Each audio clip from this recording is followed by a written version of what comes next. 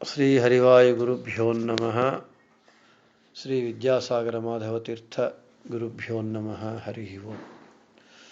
ಧರ್ಮಾದರ್ಥಃ ಪ್ರಭವತಿ, ಧರ್ಮಾತ್ ಪ್ರಭವತೆ ಸುಖಂ, ಧರ್ಮೇಣ ಲಭತೆ ಸರ್ವಂ, ಧರ್ಮ ಸಾರಮಿದಂ ಜಗತ್. ಇದು ಒಂದು ಸುಭಾಷಿತ. ಸಂಪತ್ತು ಧರ್ಮದಿಂದ, ಧರ್ಮದಿಂದ ಸುಖ, ಸರ್ವಸ್ವವೂ ಧರ್ಮದಿಂದ ಲಭಿಸುತ್ತದೆ. ಈ ಜಗತ್ತಿನ ಸಾರವೇ ಧರ್ಮ ಎಂದು ಈ ಸುಭಾಷಿತದ ಅರ್ಥ.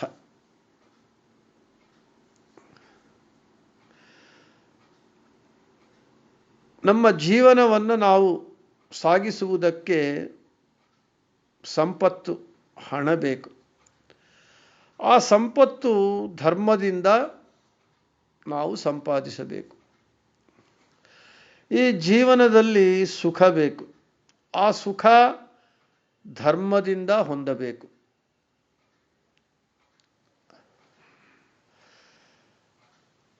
ಈ ಧರ್ಮ ಇಲ್ಲದೆ ಇದ್ದರೆ ಜಗತ್ತು ಅರಾಚಕವಾಗತ್ತೆ. ಈ ಜಗತ್ತು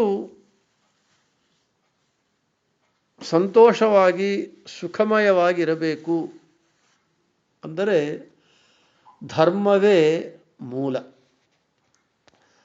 ಆದರೆ ಈ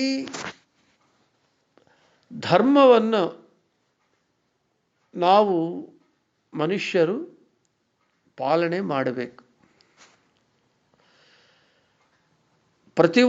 ಒಂದು ಪ್ರಾಣಿ ಕೂಡ ಸುಖವನ್ನೇ ಬಯಸತ್ತೆ, ದುಃಖ ಬೇಡೇ ಬೇಡ ಅಂತ ಬಯಸತ್ತೆ. ಸುಖ ಬೇಕು, ಆದರೆ ಸುಖವನ್ನು ಹೊಂದಬೇಕು ಅಂದರೆ ನಾವು ಧರ್ಮ ಮಾರ್ಗದಿಂದ ಹೊಂದಬೇಕೇ ಹೊರತು ಅಧರ್ಮದಿಂದ, ಅನ್ಯಾಯದಿಂದ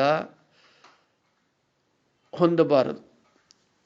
ಅಧರ್ಮದಿಂದ, ಅನ್ಯಾಯದಿಂದ ಹೊಂದಿರುವ ಸುಖ ನಮಗೆ ಸುಖವನ್ನು ಕೊಡೋದಿಲ್ಲ, ಅದು ದುಃಖಕ್ಕೆ ಕಾರಣವಾಗುತ್ತೆ. ಸಂಪತ್ತು ಬೇಕು. ಸಂಪತ್ತು ಕೂಡ ಧರ್ಮ ಮಾರ್ಗದಿಂದ, ನ್ಯಾಯ ಮಾರ್ಗದಿಂದ ಹೊಂದಿದ ಸಂಪತ್ತು ಮಾತ್ರ ನಮಗೆ ಆನಂದವನ್ನು, ಸಂತೋಷವನ್ನು, ಸುಖವನ್ನು ಕೊಡುತ್ತೆ ಹೊರತು ಅಧರ್ಮ, ಅನ್ಯಾಯ ಮಾರ್ಗಗಳಿಂದ ಹೊಂದಿರುವಂತಹ ಸಂಪತ್ತು ದುಃಖಕ್ಕೆ ಕಾರಣವಾಗುತ್ತೆ. ಈ ಸರ್ವಸ್ವವು ಎಲ್ಲವೂ ಕೂಡ ಧರ್ಮದಿಂದಲೇ ಲಭಿಸುತ್ತೆ. ಅಂದರೆ ನಮ್ಮ ಜೀವನದಲ್ಲಿ ಬೇಕಾದ ಸುಖ, ಸಂತೋಷ, ನಗುವು, ನಲಿವು ಎಲ್ಲವೂ ಕೂಡ ಧರ್ಮವೇ ಕೊಡುತ್ತೆ ಹೊರತು ಧರ್ಮ ಬಿಟ್ಟು ಅಧರ್ಮ, ಅನ್ಯಾಯ, ಅಸತ್ಯ ಯಾವುದು ಕೊಡುವುದಿಲ್ಲ. ಆದ ಕಾರಣ ನಮ್ಮ ಜೀವನ ಸುಖಮಯವಾಗಿರಬೇಕು, ಸಂತೋಷವಾಗಿರಬೇಕು ಅಂದರೆ ಧರ್ಮವನ್ನೇ ಹಿಡಿಯಬೇಕು, ಧರ್ಮವನ್ನೇ ಆಚರಿಸಬೇಕು. ಆದ ಕಾರಣವೇ ಉಪನಿಷತ್ತು ಸತ್ಯಂ ವದ ಧರ್ಮಂ ಚರ ಅಂತ ಹೇಳ್ತಾ ಇದೆ. ಒಟ್ಟಾರೆ ಈ ಜಗತ್ತಿನ ಸಾರವೇ ಧರ್ಮವಾಗಿದೆ. ಧರ್ಮದ ಮೇಲೆ ಈ ಜಗತ್ತಿನ ಸುಖ, ಸಂತೋಷ ಆಧಾರಪಟ್ಟಿದೆ. ನಮ್ಮಲ್ಲಿ ಧರ್ಮ ಚಿಂತನೆ ಇರಬೇಕು, ಬರಬೇಕು, ಬೆಳಿಬೇಕು ಅಂತಂದರೆ ನಾವು ಧರ್ಮ ಶಬ್ದ ವಾಚ್ಯನಾದ ಭಗವಂತನಲ್ಲಿ ಭಕ್ತಿ ಮಾಡಬೇಕು. ಭಗವಂತ ಈ ಜಗತ್ತನ್ನು ಧರಿಸುತ್ತಾನೆ, ಭರಿಸುತ್ತಾನೆ. ಆದ ಕಾರಣ ಅವನಿಗೆ ಧರ್ಮ ಅಂತ ಹೆಸರು.